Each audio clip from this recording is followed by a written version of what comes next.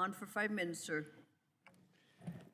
Thank you very much, Madam Chair and Chairs DeFazio, Napolitano, Ranking Members Graves and Rouser, members of the committee. Thank you for giving me the opportunity to advocate on behalf of my community to make sure that our freshwater sources in the Great Lakes continue to be preserved long into the future. One way this Congress can protect the health of the Great Lakes and Lake Erie is by proactively addressing the growing threat of harmful algal blooms and promoting clean drinking water infrastructure in this year's Water Resources Development Act.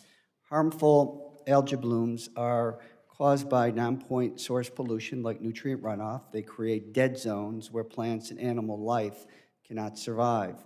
These toxic blooms emit damaging chemicals into bodies of water, and they are dangerous to humans.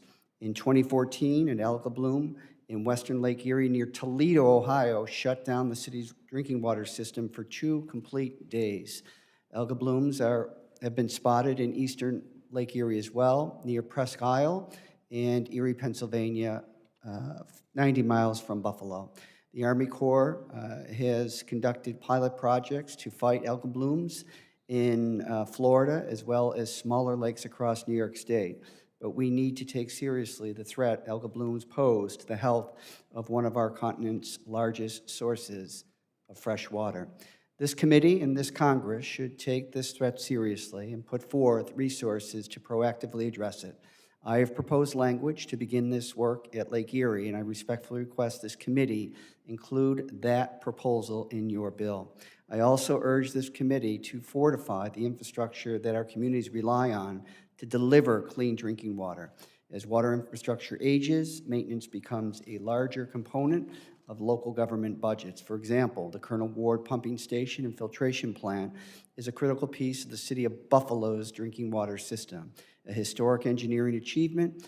At the time of its construction in the early 20th century, the pumping station's tunnels were the largest of their kind in all of the Great Lakes.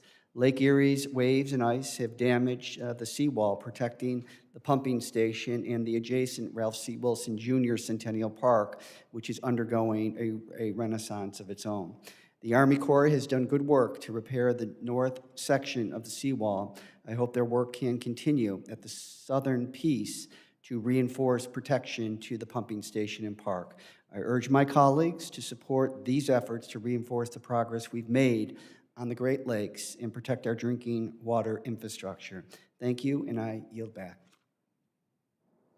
Thank you so much, Mr. Higgins, for your testimony.